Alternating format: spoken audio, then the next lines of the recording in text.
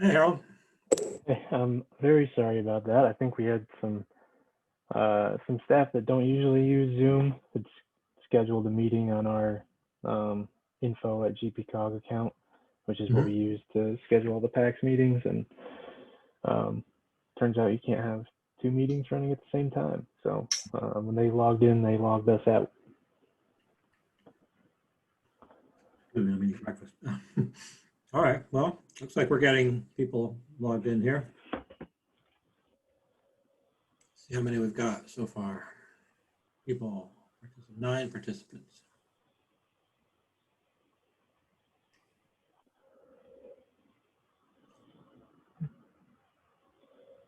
So right now we have in the attendees list, we have Jeremy Gabrielson and Matt Craig, who are our guests later on in the meeting, and then Ken Capron from MicroRail is a member of the public in attendance. So we'll give, we can ask for public comment at that time. Yeah, seems like we might want to wait a few minutes because we don't have very many planning committee members yet. Yeah, Maureen was here earlier, and Greg as well. So.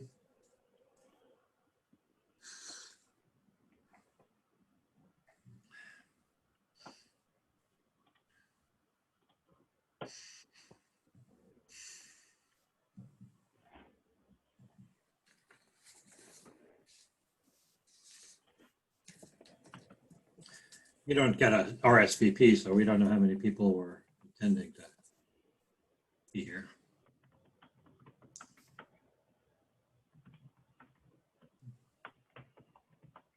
There's Kara.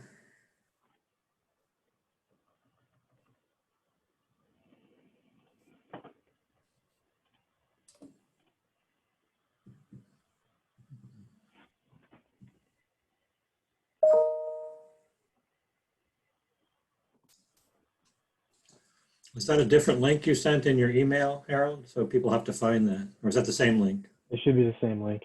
Okay, good.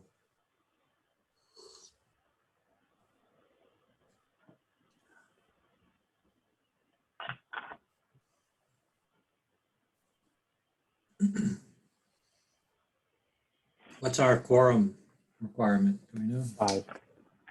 5.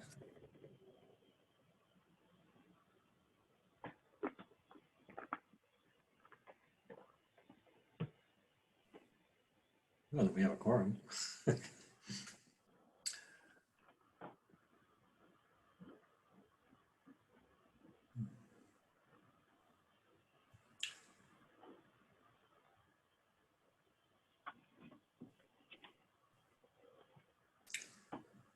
You think we should get rolling with the few people that are here? Give a few more minutes. What do you think, Carol? We could probably wait a little bit, I think. Okay. I think that technical difficulty probably threw some people off. Yeah.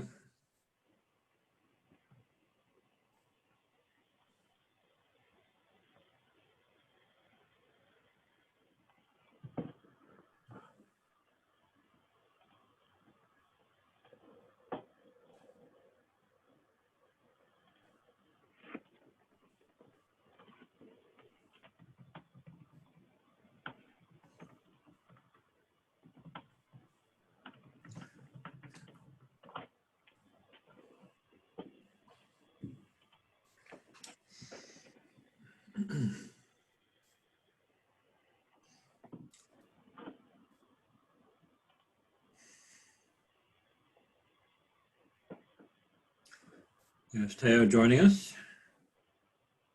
Jenny? Hi, Alex. I just need to forewarn you that I need to leave this meeting in about 20 minutes. Okay. We're getting a late start, so you'll have a brief visit then. Yes.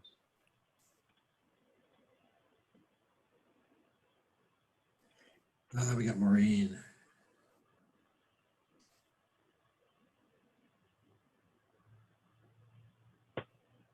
How you doing? Welcome. Oh, she goes away.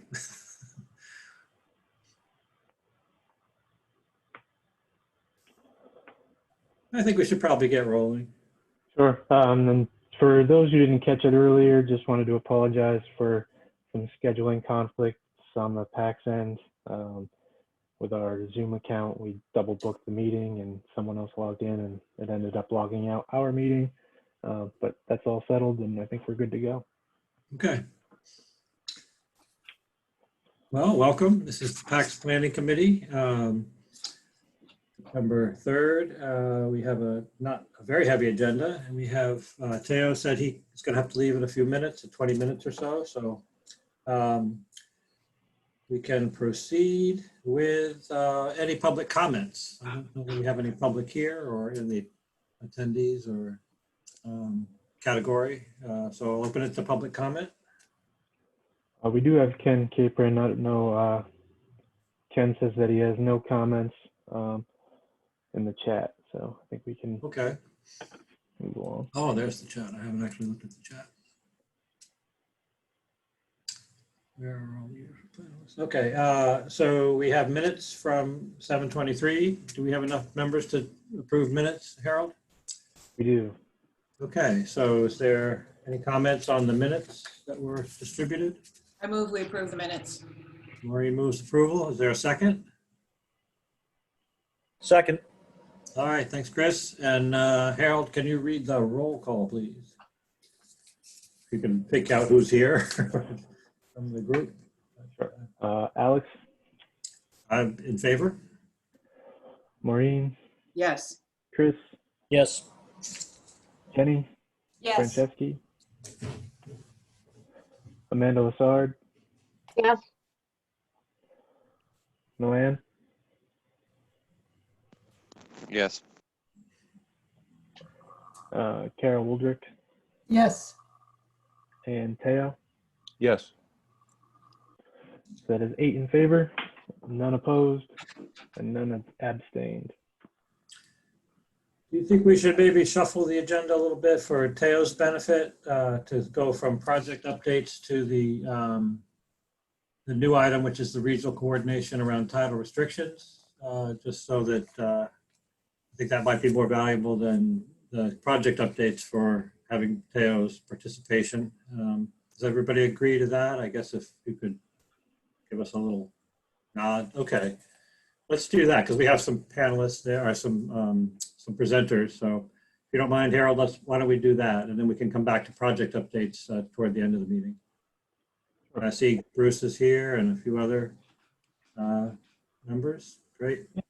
So I've promoted Matt Craig and Jeremy Gabrielson to panelists for this agenda item. It's kind of in line with what PACS's policy has been, is to promote guests up to panelists when their agenda items come up.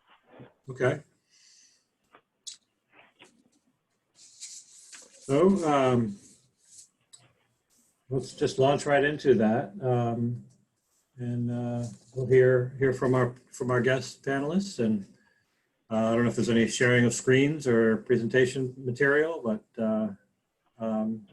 I'm all ears. Great, thanks, Alex. I think what I'll do is I'll kick things off and turn it over to Matt. But we're hoping to have this be as much a conversation as anything else. Okay. Just quick introductions for those. I guess I've met most of you, but for those who don't know me, I'm Jeremy Gabrielson. I am the conservation planner with Maine Coast Heritage Trust, and also am, just in the interest of full disclosure, a local elected official from Cape Elizabeth.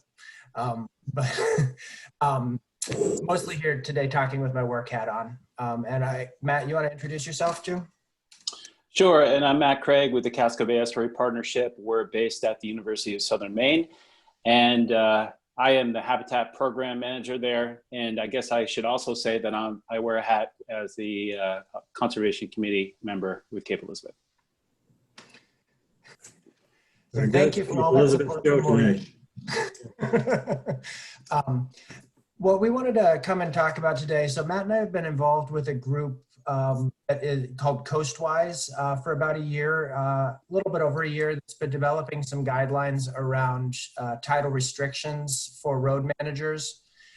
That work is ongoing, expecting some to wrap up around the end of the year. But this spring, we were looking around for some funding to help move that effort, that statewide effort forward. And one of the major funding sources in this world is one that we in Maine have not tapped into as well as maybe we could have. It's a relatively new funding source from the National Fish and Wildlife Foundation, affectionately known as NIFWIF, which is called, they call it their Coastal Resilience Fund.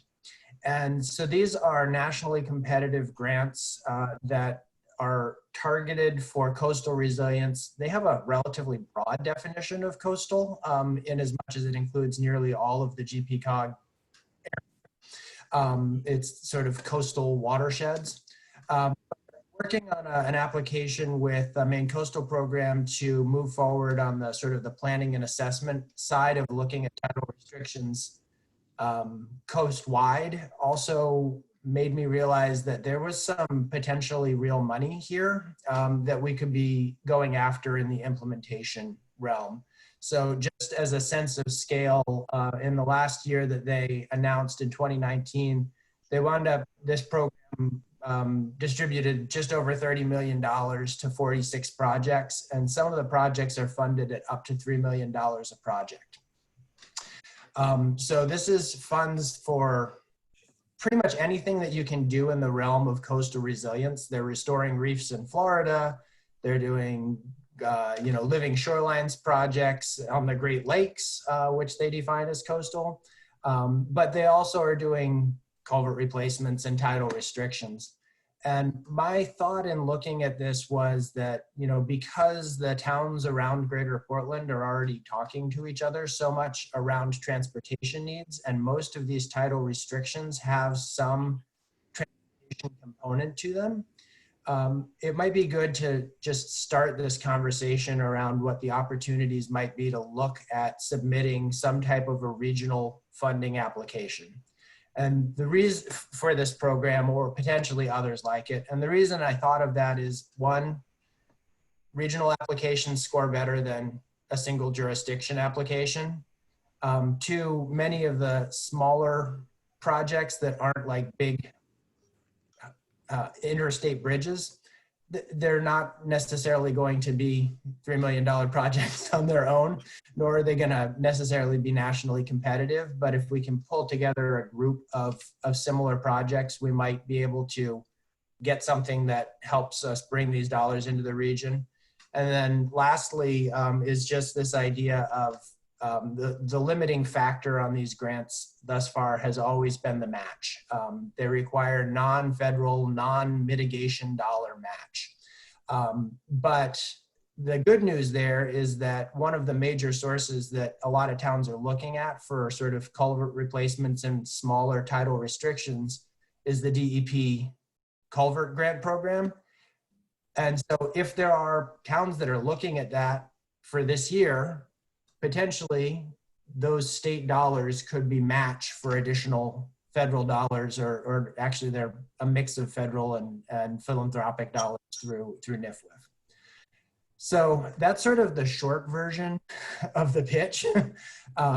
And what we wanted to do today was just kind of have this opening conversation with folks around the region, see what's on your radar screen, kind of get an initial read on what you think, projects are coming up, and what, how that might look in terms of interlocal cooperation around tidal restrictions. And glad to take any questions. I think I'll turn it over to Matt and see if he has anything to add at this point. Thanks, Jeremy. Yeah, I guess I would just say, you may not be aware of it because it's outside of GPCOG or the PACTS region, but there have been a number of tidal crossing replacement projects that have happened in Casco Bay. Most of them are in the Eastern Bay, so Brunswick, Phippsburg, Harpswell. So there is a fair amount of work happening, and we would love to expand that work to the south. Another thing that Jeremy didn't mention, but Casco Bay and the Kennebec Estuary were both assessed by NIFWIF. And a couple of years ago, we can pass along a link to that study, but that may help some of the sites this region score more highly if any were to be submitted in a grant proposal. So that's just a heads up. And I guess I would say, you know, a couple of things. One is, you may not know it, but coastal managers actually know a fair amount about a lot of the tidal crossings in the region. Most of them have been documented through some sort of inventory, and some of them have actually had a fair amount of assessment or analysis. And so we have a pretty good idea of where there may be good opportunities, synergies with some of these grant sources that Jeremy mentioned and some others. But what we don't know usually is where, you know, the local communities or private road associations are at in terms of infrastructure needs. So, you know, the limiting factor with these grant proposals is very often, as Jeremy hinted at, you know, the local match, coming up with non-federal match. And so the more of a heads up we can have about, you know, local infrastructure needs and planning around, you know, low-lying tidal crossings, the easier it is to try and drum up some of that non-federal match. So, you know, I guess I just want to put out there that I would certainly invite folks individually to contact me or contact Jeremy if you have been thinking about some sites in town. We definitely are able to provide some capacity to help move things forward. And if there's time, I can sort of get into some more details about examples, but I'll leave it at that for now.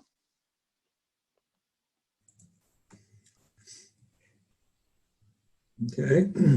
I have a question, just as whether, are you also meeting with the technical committee that would have, for example, most of the public works directors or many of the public works directors in the towns, in addition to planning committee? Yeah, so this invite meeting came out of a meeting that Matt and I had with a couple of folks at Chris Chop and a couple of others at GPCOG, and they suggested that we start by talking with you and also with the regional DPW's meeting that Tony organizes. I think it's in October sometime.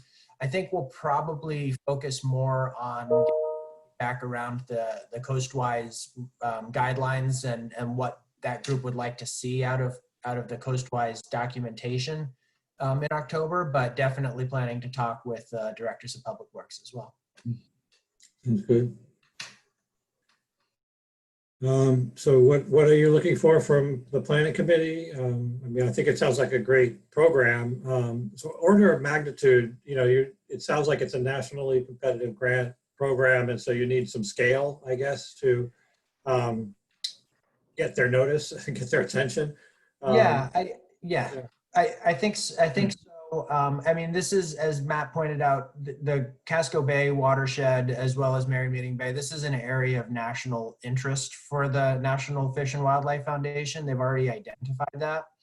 I think one thing that might be helpful is sort of just building an understanding of which projects people already have on their radar screens. If you have tidal crossings that are in your capital improvement plan, maybe within sort of, 2 to 5 year budget projections, just getting a sense of where those projects are in the pipeline would be helpful, so that we can start, having conversations among interested folks about, well, how are you planning on funding that project? Is there already municipal funding dedicated to it? If so, we could maybe use that as match for another project.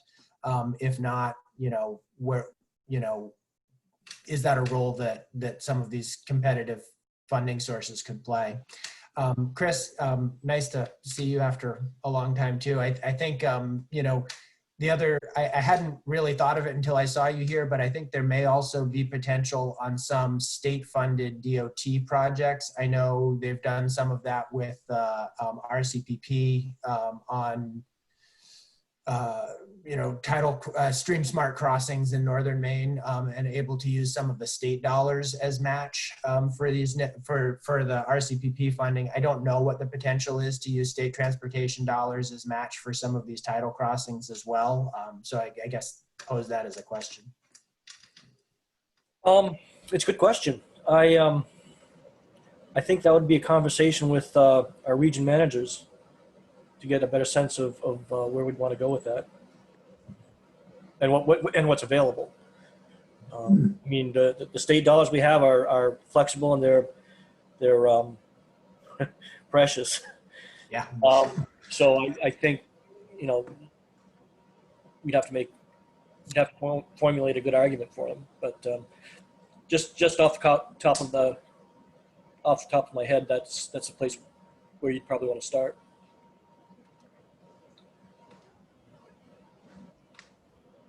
Milan, you have a question? Just to confirm, is a 50% match? Yeah, the Coastal Resilience Fund this year was a 50% match, and they look at, it has to be non-federal, non-mitigation dollars. It doesn't have to be cash.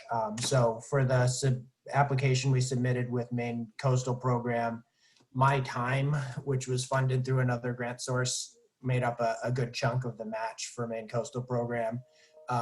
And also, if there are adjacent land conservation projects that are happening nearby, in many cases, those could be considered as match for the infrastructure dollars as well, as long as projects complement each other.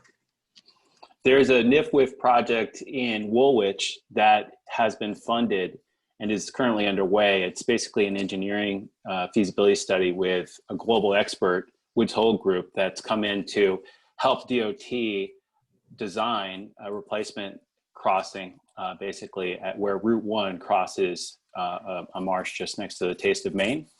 And it's a neat project because the DOT dollars, once they come through DOT, can be counted as non-federal match. So I think that might be federal highway dollars. And then the NIFWIF money is matching that. And so there's a lot of money to do a pretty complex engineering study there. And then phase 2 will be, of course, the construction work. The program funds engineering and construction, so that It can, yeah. They typically have 2 phases of grants. The engineering grants tend to run around like 100 to 250,000, and then the infrastructure implementation grants. It looks like the range of what they funded last year is in about $1 million for those grants, but they range up to just the max is 3 million. Nobody got 3 million on the nose. I think somebody in Florida got 2.98. So you're kind of collecting a pool of projects tell me what the calendar looks like in terms of, are there grant years that you have to work with, and are there grant deadlines you have to work with? Yeah, absolutely. That's a great question. Yeah, thanks. Thank you for that. Part of the reason we wanted to start now, these applications go in to NIFWIF, the pre-applications go in the spring.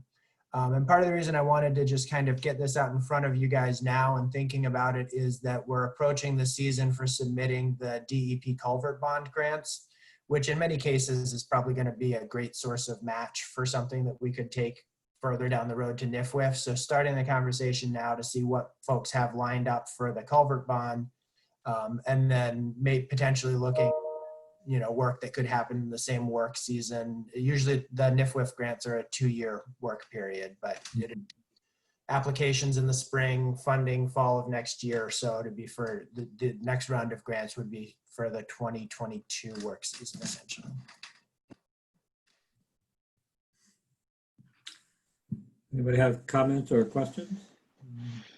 Alex? Yeah. I wanted to, and I would ask this even if these weren't 2 of the best volunteers from the town of Cape Elizabeth. You talked about the regional perspective, and I love the idea of trying to improve the competitiveness of grant applications from this region. Is there things that PACTS could do or the PACTS committees could do to support our member communities to make their grant applications more competitive? Because it feels like most of these, at best, you're going to have 2 communities involved because there's water. But I don't know if you have any insight or anything that we could start thinking about doing as a planning committee. That's a good question. I think one thing that could help, certainly with NIFWIF, one of the things that they like to see is projects that come out of some type of a regional prioritization or assessment. So I think even just if we could ask planners to help us compile that list of projects that are on your CIP, that's something that towns could reference as, part of that regional assessment. they really like letters of support. I can think of a couple projects that Cape Elizabeth might work on that would, need some involvement from Scarborough. So I see where that two-town thing is likely to be the case in these projects moving forward. But I think having that regional perspective is really helpful, at least with this funding source. And I guess I would add to Jeremy's comment, I'm not sure what work, if any, PACTS has done to prioritize, regional infrastructure as far as coastal resilience goes. It would be great to learn about those sites if you have some priorities. And I think just to build on what he said, putting things on a map helps us as coastal managers, sort of look at the big picture. What are some conservation projects going on in that region that could potentially, get tied in as match? Yeah. Just a quick suggestion. In terms of the idea of using MPO dollars to advocate for this, it's something we've got to be really careful about. We can't use federal dollars to advocate or lobby. So I just throw that out there for consideration. So if we're not lobbying, but we're planning, we're a planning committee, and we'll be doing the next long-range plan coming up pretty soon, I think. And so coastal resiliency is going to obviously or presumably be an important part. I know that when we were talking about the coastal, the climate action strategies, the issue of culverts and sea level rise were all intertwined. So to the extent that we could come up with I think you called it a regional prioritization framework or assessment, that could be part of our long range planning program. Is this to the life of this NIFWIF program expected to continue on into the future? I mean, it's one thing to plan for the spring of 21 for a construction or engineering project in 22. So then we have to sort of scramble and see what we have at our fingertips, the things that are in progress that we know about, and you could do a survey monkey, and all the public works directors could tell you any culvert replacements in a tidal, zone. You could map those, and that would be, a lot of work maybe, but something you could maybe accomplish within a few months, versus something that might be longer term in terms of looking at the next PACTS regional transportation plan and then having a whole chapter or segment of that plan that deals with coastal resiliency and sea level rise, which could then feed into a much longer term program. I think the idea of leveraging private and I guess federal funds against investments that we need to make, and that in some cases we'll be making anyway. It's always great if you can get a 50% grant match to your engineering or construction project. So tell me about that. Are we looking at just, is the focus here pretty much like what can we get together so that by spring of 21 we could have a package of projects? Or are you thinking more long-term than that as well? Or? I guess I'm thinking I think if we can get a package together for spring of 2021, that would be fantastic. I expect this to be a somewhat stable grant source. It's evolved and moved around a little bit over the years, but this funding source now has support from the National U.S. Fish and Wildlife through the National Fish and Wildlife Program. And then they're also bringing in private dollars that are adding to the fund through both Shell and RE Trans, which is one of the major reinsurance companies. And they're looking at ways to sort of mitigate their insurance risk in the coastal zone.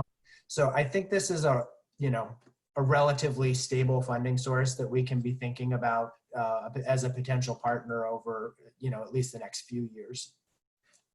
And if I could just add on that quickly, a lot of the funding was shifted from NOAA to NIFWIF. So, and NOAA's restoration program, was in place for, I think, a couple of decades. So I think that there is probably some longevity to this funding source. The other thing that we haven't talked about, but I think is worth mentioning. So our program is funded by EPA under Section 320 of the Clean Water Act. We, and probably PACTS, I assume as well, were solicited a couple times for stimulus program type projects, construction ready projects if and when, you know, the federal government were to produce some sort of new funding source. So I do think that, you know, we certainly the tidal crossings and resilience needs are programs that we've been hearing about from our EPA managers. And I think there's a lot of interest in trying to find sites. And I think potentially there could be lower match requirements if there were stimulus funds, maybe down to 25%.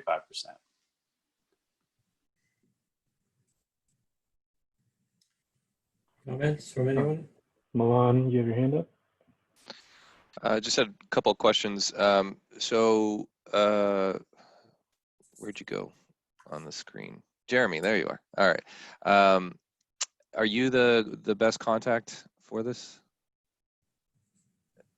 You're on You mute. know, I think if you want to reach out to either Matt or I, we're in regular contact. I think probably for sort of, I work statewide and I have less technical expertise in tidal crossings than Matt does. So for more specific questions, he might be a good contact, but I'm glad to be sort of a point person if people want to send me, you know, lists of projects that we can start pulling together.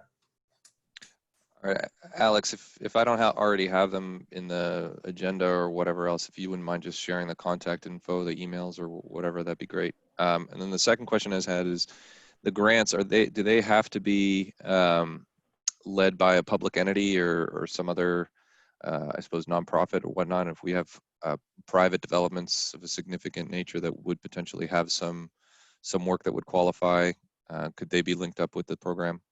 They don't. In fact, I believe the grant that Matt referenced earlier, I believe the applicant on that was Kennebec Estuaries Land Trust in Woolwich. And we've, through Maine Coast Heritage Trust, have submitted to this program before too. So yes, definitely. I think one of the nice things, the flexibility that this program offers over the culvert grants is that a lot of projects that aren't eligible through the DEP culvert bond are eligible through this. So recreational trails, you know, railroad crossings, minor dams, other structures that don't meet the culvert bond requirements could potentially be funded through this source. But, I mean, both of those examples were trusts. What about a private? It's a good question. I know they have had programs elsewhere in the country that have worked in cooperation with private landowners. I would have to honestly go back and read the program statement more carefully before I could give you a definitive answer to that. Okay. And I think, you know, there's always the opportunity to collaborate, set up creative structures, right, to receive grants and distribute them. So in response to, I think it was Milan, Harold, can you send out the contact information? And it might be useful to get links to the grant program to everybody so that, we can, peruse that. Sometimes the program descriptions are pretty useful in terms of stimulating either, that's going to work for me, or that's not eligible, the private public kind of question. Absolutely. I'd be glad to send that link and what they funded in 2019 as well. Yeah, that'd be great. But I think that actually, I'm thinking, what in Yarmouth or Portland are things that I'm familiar with. And honestly, I'm not as plugged into these kind of projects. So I couldn't just give you some say, well, here, try this project or that project. I don't know if anyone else in the team here, has specific projects that they're aware of that, could add to your mix, or if it's more of a, give it some thought, reach out to our public works directors and begin to put the seeds of thought into it so that you could generate this within a few weeks even, or a month. So it'd be good to know what you're looking for in terms of how can we help. And I think the scoping of the longer range plan might be useful, but in the near term, trying to beat the bushes for projects that, could be eligible. Sounds like what you're looking for here now. Alex? Yeah. So in Cape, we had no idea where we had problems, but Jake Amon from the National Wells Estuary contacted me and the public works director a few years ago, and we sat down one cold February day, and he pulled out his laptop at the meeting and had aerial photos and said, here's your problems. And it was amazing how easy it was to see where the problems were. And if there's a community that doesn't know where their problems are, I would reach out to, I don't know if Jeremy or Matt are willing to provide that same kind of service. But that first meeting in February, from there we got a coastal zone management grant, and we surveyed our 16 most important culverts. We found an extremely bad problem, which we're now trying to get funding for construction. So that experience with Jake made me realize that it's not that hard to identify your problems. A decent set of aerial photos and a guy who knows what they're, or a girl who knows what they're looking for, they can create, I think we could create a regional map fairly quickly. And then maybe what we need to do is pull in like the public works directors and the planners of those communities and say, this is what we found, what do you think? And that's what happened with us. It was incredibly helpful, and it was almost a little embarrassing to see how easy it was figured out. I would think that the new flood maps might also be instructive, you know, as a reference, because that's where, I mean, the flood is where you know, if you have culvert infrastructure and things in the flood zone, then those would probably be obvious locations to check. So yeah, maybe we can get Jake to do a circuit rider visit each town. But yeah, I think it sounds like you could do that in a series of you know, town to town meetings, sort of, you know, that might, Yeah. you know, because Yeah, I and think asking the question, Matt or I would be glad to sit down with anyone who's interested in going through that exercise. Not to speak for Matt, but you know, I have done that with a number of towns up and down the coast. And the first exercise, as Maureen said, is not just identifying where the problems are is not terribly complicated when you know what data to look at. yeah. Yep, certainly I would offer my services. And this seems like a good time to mention too, that there's a new online viewer that's under development that attempts to document every single tidal crossing or tidal restriction in the state of Maine. And it includes a lot of different data layers, so that you could potentially just pull up this viewer on the screen and perform the exercise for your community pretty quickly. So Jeremy and I could potentially come back and do a training on that viewer at some point if you're interested.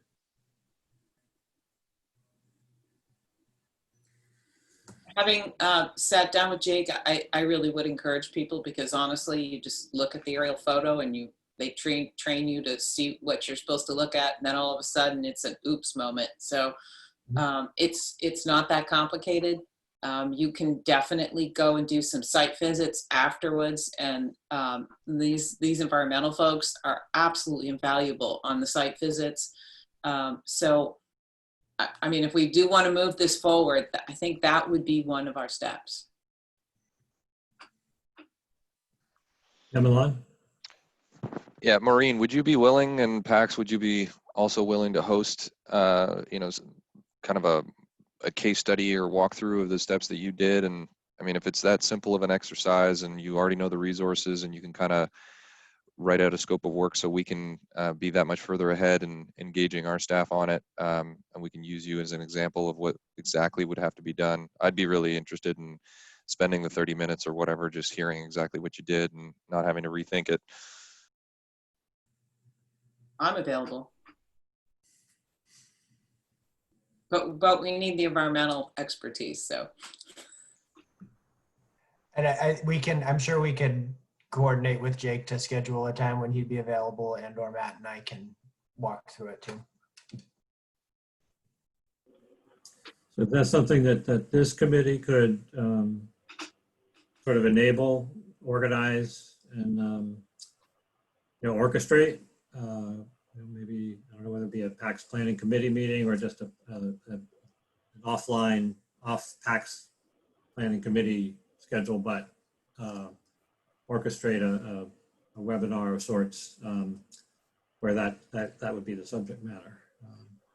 Yeah, Harold, I is guess that my something input you could would help be with? Yeah.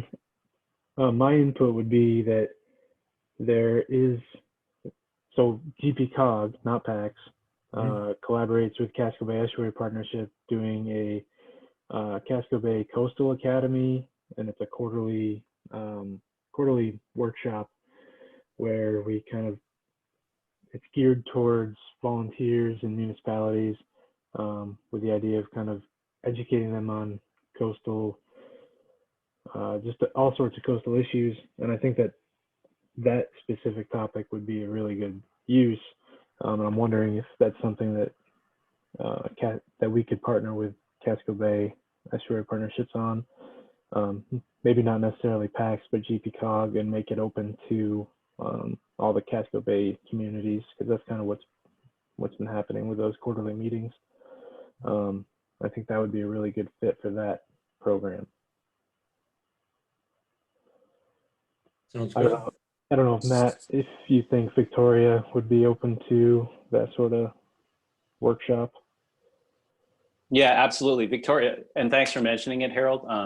Victoria heads up development of those coastal academies. And in fact, back in, I guess it was February or March, we had one on tidal culverts, a webinar. But I think something more focused is definitely of interest, and we could do it. Yeah. Yeah, I don't know if it would fit the same niche where we've been looking at what the previous meetings have been geared towards volunteers, and this would be more geared towards municipal staff. But you know, all the meetings have been open to municipal staff, so there's no reason that we couldn't do something along the same lines. Now, my sense would be the planners, the engineers, and the public works directors would be the right audience for something like that. I mean, if I could get, Steve Johnson and Eric Street and myself to agree to attend Academy where we would learn how to look at our aerials in the way that Maureen and Jake did. That sounds like it could leverage, something that's readily achievable. It's not $100,000 study. It's putting your minds together and looking at the where you have local knowledge and local expertise, and then combining that across the PACTS or COG region. Sounds like an approach that could be productive. Anything else? I mean, how can we, I think that sounds like an action step that could take place to explore that Coastal Academy. It probably seems like a more appropriate sponsor for that sort of thing, but certainly, we could be co-sponsors or support, use our contact information. And, when you send out the notice of the event, we could encourage our PACTS people to participate, the tech and planning. So Alex, I always push to the nuts and bolts.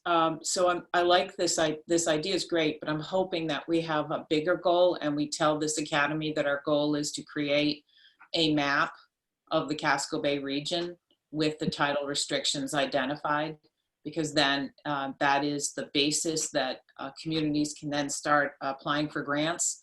And as a region, we've helped them a little with the lift by putting their particular project on a map, and they can point to it and say, oh yeah, this was a map approved by the PACTS Planning Committee or PACTS or whatever that endorses work on these areas where we've identified tidal restrictions.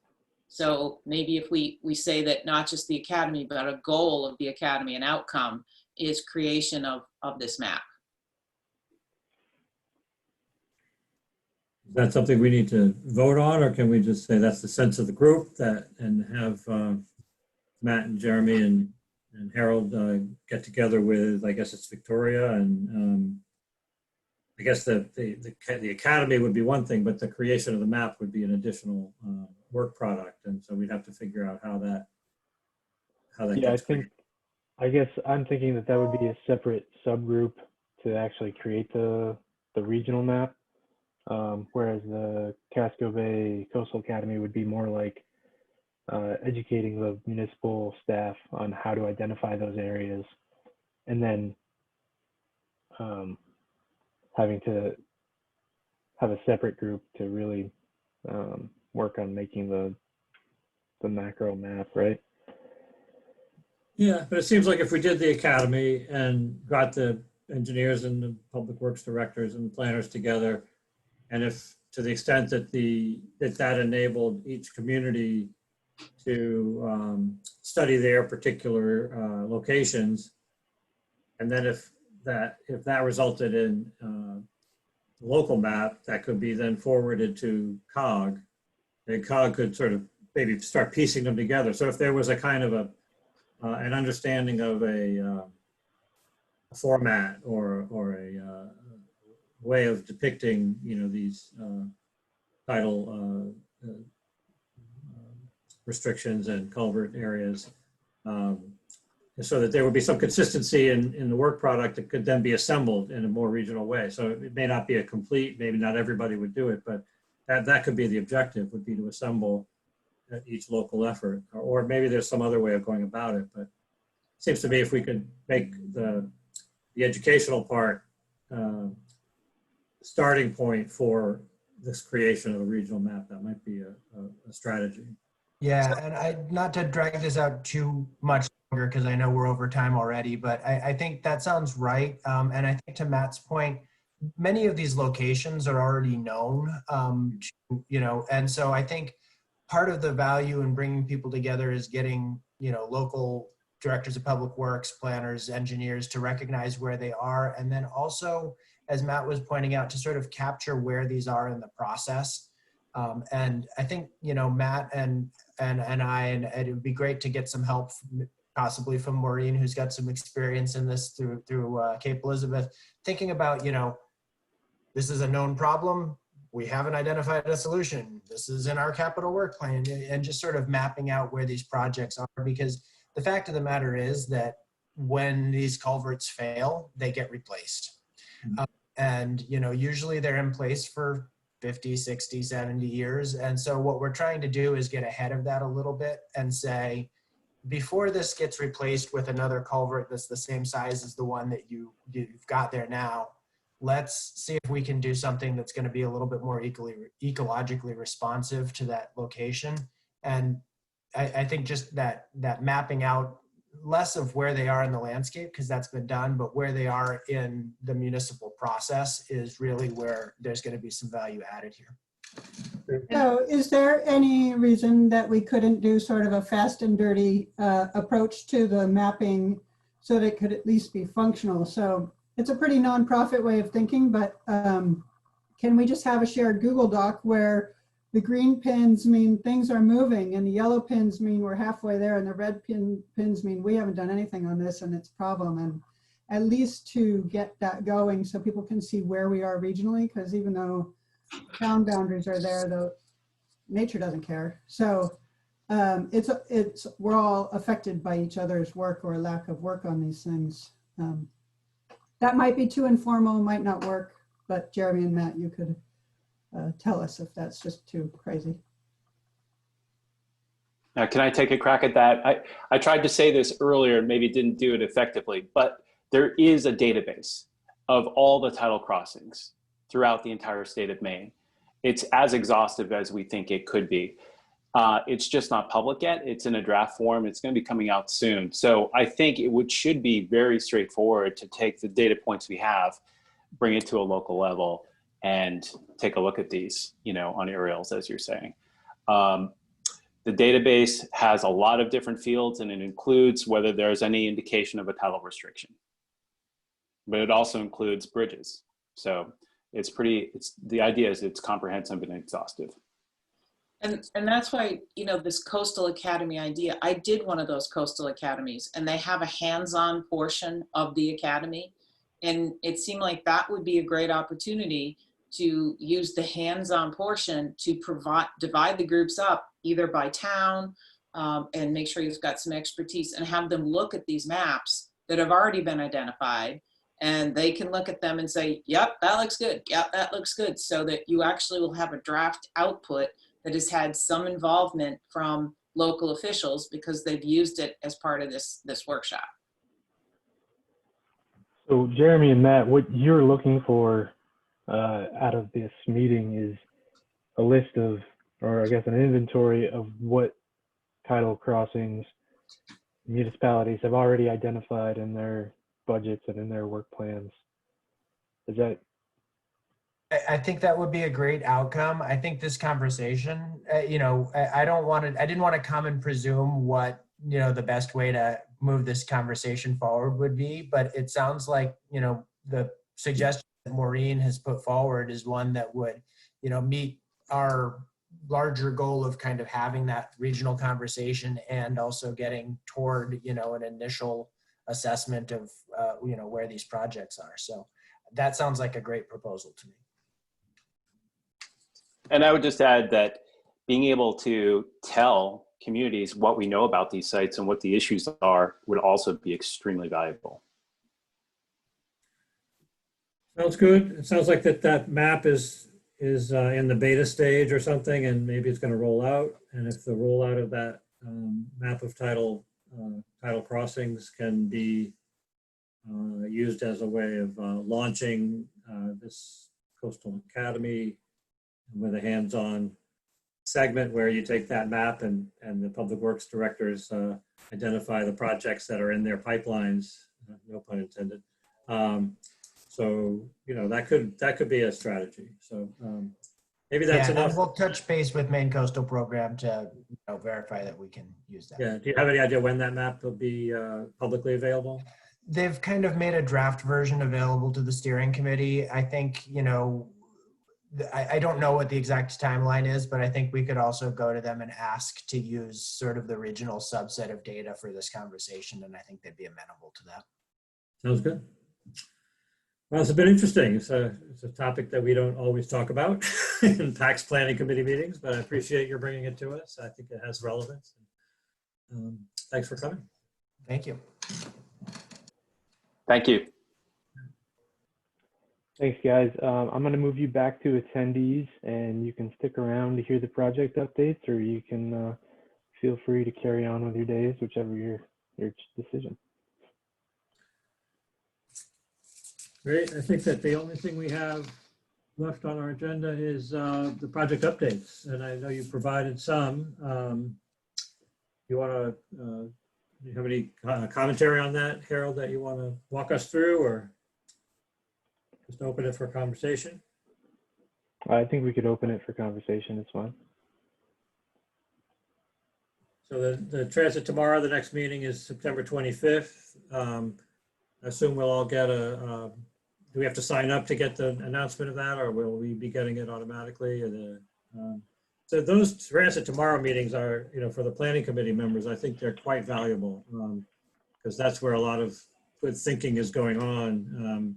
And I found, for example, the white paper on the effect of the pandemic on transit ridership and the projection or the prognosis for the future was a pretty fascinating piece of work in and of itself. And it was just an offshoot of the transit project. So anyway, I think I would certainly encourage us to the extent that we can on September 25th to lurk in the background of that meeting. We're not necessarily, I think Kara is a participant in that. Is that right? Yes. Okay, yeah, so you're our link. Do you have anything to say about it, Kara? I don't know anything new or any updates yet. Yeah, okay. Anything on the other material? If it's SACO TOD, I think I saw the update on that. And the Council Transportation Working Group, there was a couple of meetings scheduled, I think. Next meeting, September 9th. And a link to the report. Comments on that. South Portland, Milan, do you have any updates on the South Portland or insights? I do have a lot of updates, but on that project in particular, we've gotten everything administratively squared away. We're ready to kick that project off, looking at scheduling the meeting sometime in this coming week or half week after that. So I think the wheels are in motion. Tasks 1 and 2 are underway, and they're kind of getting the background and baseline stuff going. So looking forward to that. Great. So the PDR set-aside applications, there were several. I did participate or sit in on the presentations. And so that the TIP committee is going to be looking at that coming right up. Harold, when is that meeting? It's next, later this month, I think. Next Tuesday? Next Tuesday, right? So Sorry, 2 Tuesdays from now. 2 Tuesdays, good. That's even better. I find that's interesting. There's Biddeford has a project. I think Cape has projects. Portland has several projects. So there's a good variety, probably way more than there's only $200,000 set aside. So it'll be a tough choice is how to allocate a little bit of money for a lot of demand. It really does show there's a great need for more PDRs. And the important thing to remember, I guess, is that if PACTS funds the PDR, it really lines up a project for project funding. So it's a fairly important decision process. Hey, Alex, Yep. on that note, I think the presentations last week that were done highlighted, as you mentioned, the need for more projects to get in the pipeline. So I don't know whether there would be any way we could, maybe not through a formal motion, but through an informal urging for for PACTS to consider using some additional holding wind money to fund an additional PDR. I think the 6 projects are all very worthy, and funding just one seems not as prudent as it may be. So I would just maybe suggest that we urge PACTS to see whether there's more money available in the holding wind to fund an additional PDR or 2 even possibly. So not sure what Maureen thinks of that. I know she had one of the projects and sat in through the rest of them and saw the quality of the, Biddeford's was a great project. Capes is a good project. Portland has a critical mass of projects that we're looking to move forward as well, but not sure what the sense of the group is on that point. I mean, yeah, I first of all, I need to say that Cape does not have a project that's in a high crash location or priority corridor. So my expectation is it will not compete well. So knowing that I'm going to be on the bottom of the list that doesn't get funded, I would agree with Bruce that there was a nice selection of really solid projects. And it would be, if there is a way to fund more than one PDR, that would be great. That would really be great, because the thing that the impression I get is that so many of these projects, and Portland had 4, and they were all very, very solid projects. And, Portland is the hub of the region. It has a ton of high crash locations. It has lots of traffic volume and, unfortunately, pedestrian fatality. So yeah, trying to move some of those things off the dime would be great. And I would say that in terms of getting plans to projects, the sequences, you do a plan. Sometimes PACTS funds those plans, and you need to get them from concept to PDR to construction. I'll note the Biddeford Saco Transit-Oriented Development Plan is underway, and the project that they submitted, would support, that initiative and the evolution of Biddeford Saco, in its revitalization that's happening, I think, pretty clearly.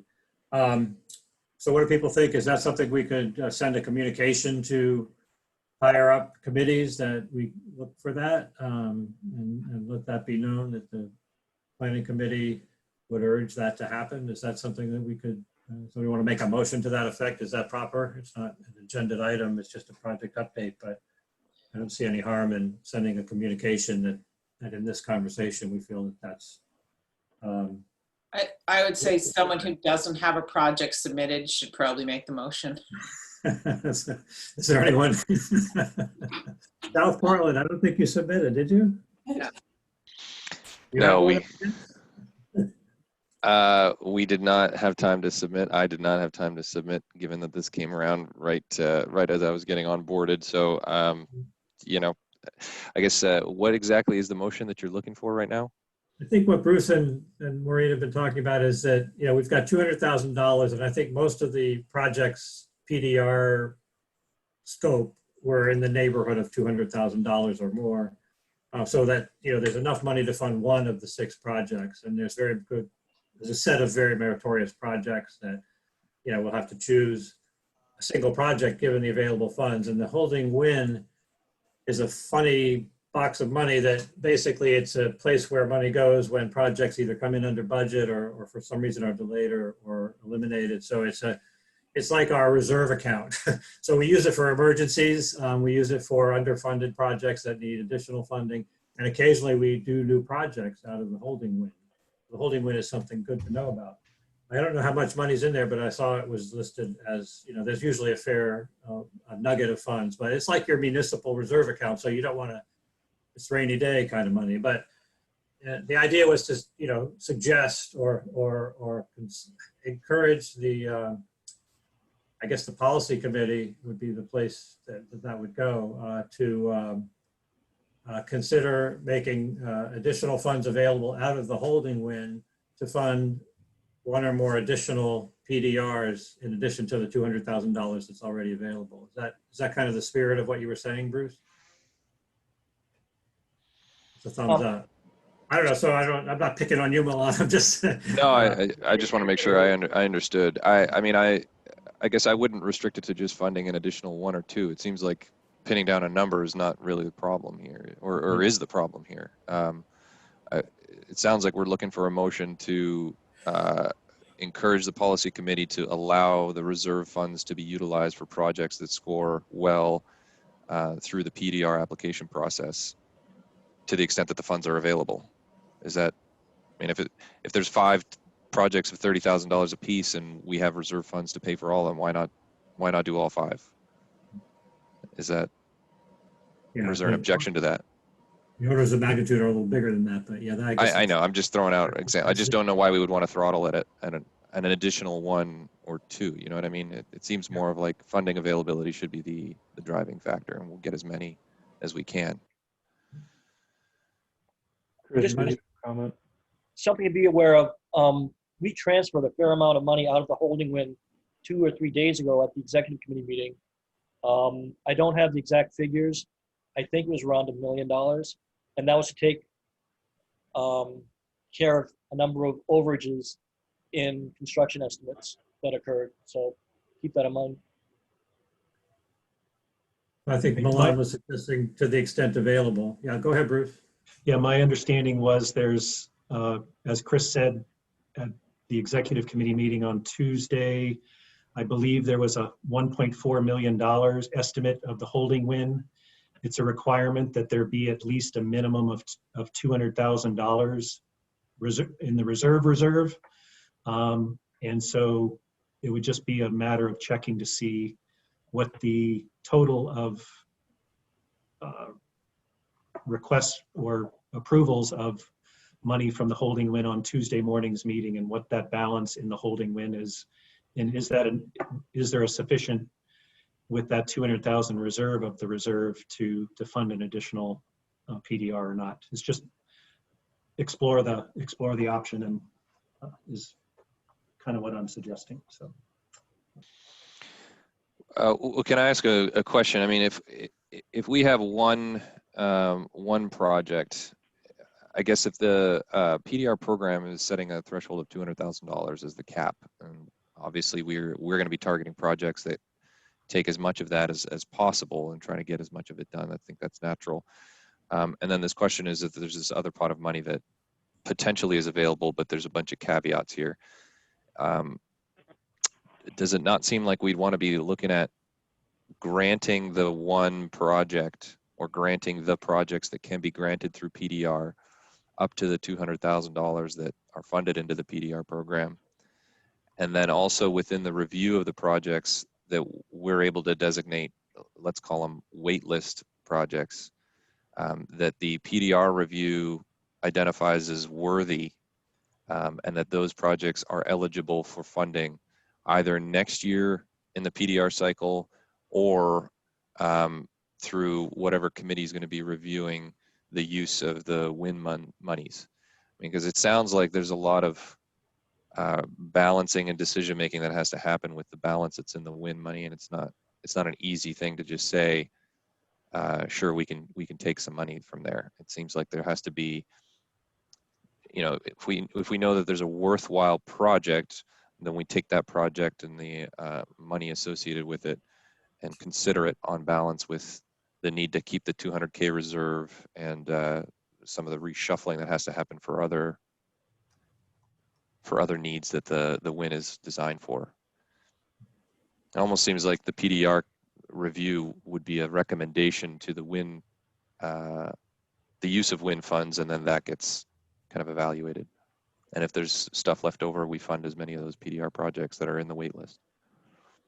I think that sounds in line with how my understanding of everything works. And Chris, you might have a better idea than I do, but I was under the impression that it was much more than $200,000 that PACTS had been told to keep in the WIN, that it was closer to like 600,000, but maybe I had misunderstood that. But I do think that to make it a sound motion, it would probably be a recommendation for consideration of using any extra holding WIN funds to fund additional PDR applications as funds are available from the holding WIN. So moved. Thank you. Second. Yeah, keeping it simple. Yeah. No, I don't know if I can make that motion, but No, but you just said it for me, so that's good. I'll second that. All right, we have a motion and a second. Do we have a quorum? I Still? think we do. Okay. We did. I don't know. Tara had to go. What do we have now? Have we dwindled? we do have 5 municipalities. All right. You want to take a roll call, Harold, on that? Chris Mann, Abstain? Maureen, Yes.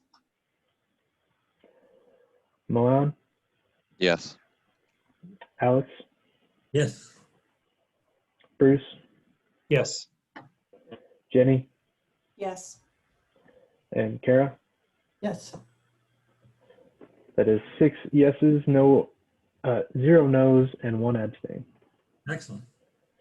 Go ahead, Alex. No, that's good. We've done everything that was on our agenda. Is there anything else anybody has to talk about? Sorry, did you say that Harold 6 yeses? And we have just 5 and an abstain? Did I miscount? Okay. Let's see. Chris abstained. Maureen, yes. Milan, yes. Alex, yes. Bruce, yes. Jenny, yes. And Kara, yes. Okay, I missed Demi. Yeah. Yep, 601. So one additional item that is not on the agenda that came from the executive committee meeting on Tuesday. This is mostly just a notification to everyone on this that's at this meeting and all planning committee members that the executive committee approved the concept to move forward with a regional transportation advisory board, which is a combination of the planning, technical, and transit committees. And so the intent would be to sort of dissolve those committees and create one larger committee.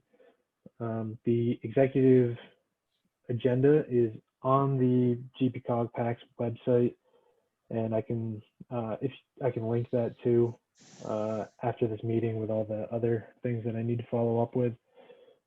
Basically, it'll be made up of public works directors, engineers, and planners, kind of I think on a rotating basis. And I think they're looking for around 20 people that are going to be on the committee. It'll also I think they're planning to keep around the policy and executive committees in some fashion, but I think there may be some restructuring there as well. But it's not really, you can discuss if you'd like, but there's not really any action that we can take on that. And it's the next plan is for the concept to be refined at the, I think, October 6th executive committee meeting.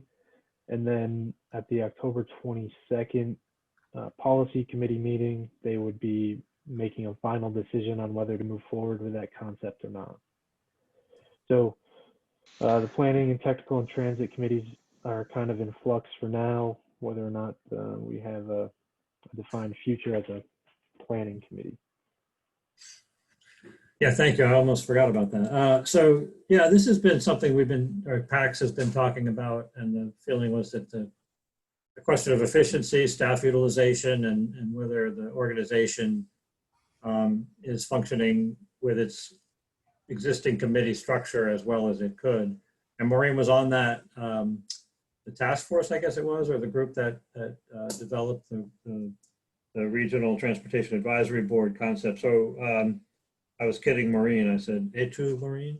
But really, I think it's something that very well.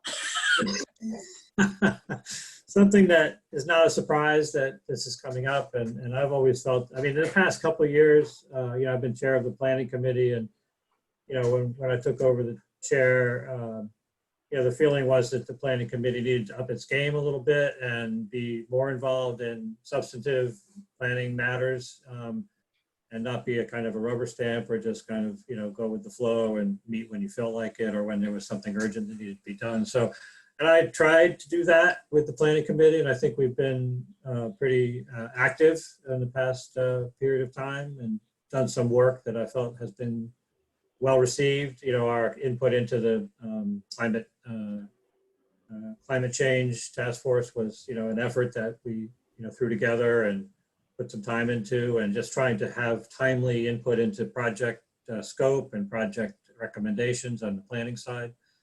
But with all that said, the question of organizational structure comes up periodically, and I think this is an appropriate time to think about that. So I'm not, trying to defend the existence of the planning committee, but I think it's important to at least acknowledge that change is afoot. And with that, if people have thoughts about it, or if Maureen, you have any insight into kind of the way that this new committee might function and how the voice of planners can be, still heard and effective and, hopefully more effective in this new system. But do you have any? Yeah, I mean, you'd asked me, for the meeting to do that, so I will do it. And it's interesting how many inquiries I've gotten from this. And I did speak with a PAC staff person and said, I really think that a purpose statement for why this reorganization is being proposed should be developed. And as far as I know, we still don't have one. I can tell you, being in some of these meetings, I'm looking around and not everybody looks really happy. This is a major shift for the transit committee. I can tell you, attending these meetings, I feel like there's undercurrents that I do not know about, but it feels like they're there. So I'm not going to pretend that I know everything that's going on. But the process was very interesting. PACTS did hire a consultant. The consultants did a super job showing what the current PACTS structure is. So much so that there were people who said, wow, I've never seen that before, and asked for copies of the current structure, which gives you an idea of how maybe a little top heavy on process we are. So the idea is that, staff can spend maybe more time doing transportation planning and a little less time doing staffing of committees. And that does seem to make sense. The way the consultants worked it is they would give us these great informational presentations. They'd give us a set of options, and then everyone had to fill out the survey. So this is an outcome that came out of the members of that group. And the thing we did negotiate on is that it is important that there be a presence of planners at these meetings. And so the way it got worked out is that each subregion is expected to designate 3 people to be on this committee. And one of them has to be a manager, one of them has to be a public works director, or maybe the town engineer, and one of them has to be a planner or economic development director. So there was a guarantee that there would be a planning presence on this advisory committee. And, you know, is it a perfect arrangement? It's still an enormous committee. I have concerns about that. And I just think that it seems like every committee is kind of having this gulp. My sense was the transit committee was the one with the biggest gulp, because they are allocating a lot more money than we are, with not really a lot of need to look at regional priorities. They're just, you know, figuring out what they think they need. And my sense was that some members of the committee are just very unhappy that we're moving forward with this. But I keep thinking that, you know, we are struggling as a planning committee to insert ourselves into the loop. And I think Alex has done a fabulous job trying to make sure the committee is part of the PACTS loop. But this, you know, maybe this is a way that we become more institutionalized into the loop, and we're in the room when the decisions are being made.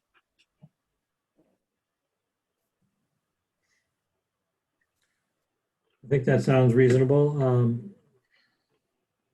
You know, that's why, you know, recently I've been trying to attend, or at least read the packets for the policy committee and the executive committee and the Transit Tomorrow committees, because there's so many committees at work and so many projects at work that really where the rubber meets the road is, you know, in the executive committee and the policy committee meetings.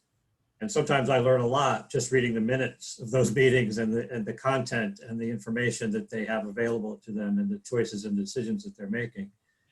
And so in order for the planning committee to function, I feel like we all need to sort of be at those other committee meetings so that we know the context of what the work that we're doing. So I think this, you know, we're trying to be efficient, use time and human resources efficiently.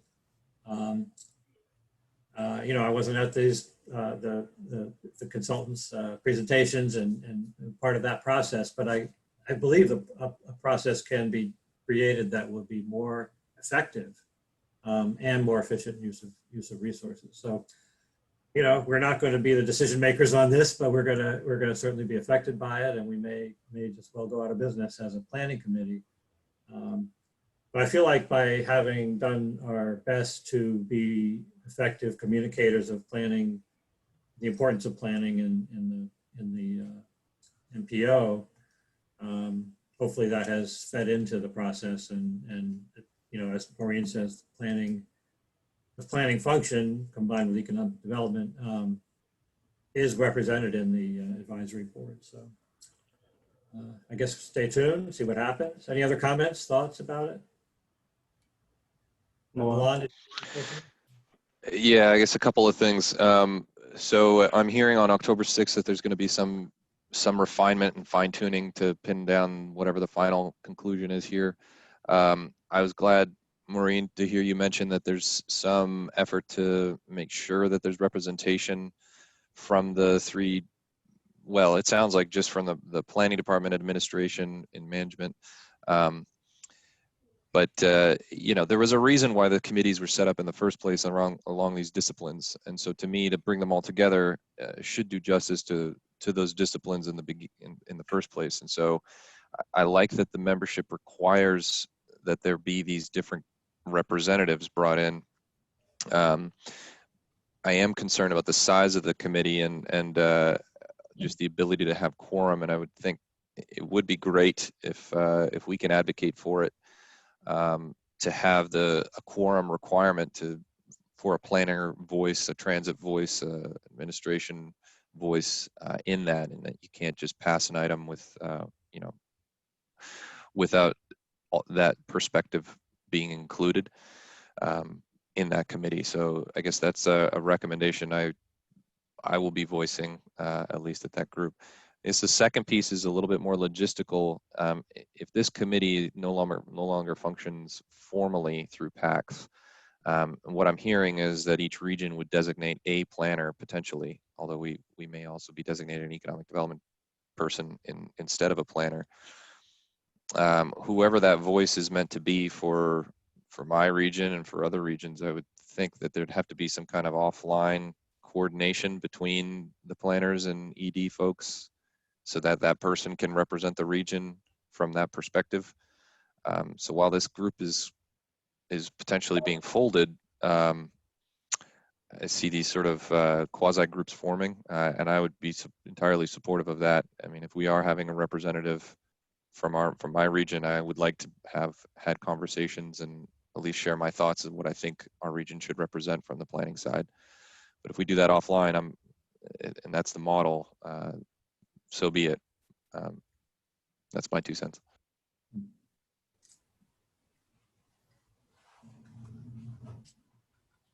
Any other comments? So we may have, well, I think we should probably stay tuned to what happens on October 6th. You know, check out that packet if you haven't already signed up for the executive committee agenda, through the COG communication network there. You look at a notice of the packet when it's available, and then, it's always useful to read those things. And you can attend executive committee meetings as well. May not be able to speak, but you can at least hear what is being talked about. Anyone else? Comments? All right, I think we're done with our agenda. Move adjournment. All right, it's been moved. Second. I'm going to skip the roll call. All in favor? All right, very good. Thank you. Good See you meeting. all. See you all. Good luck.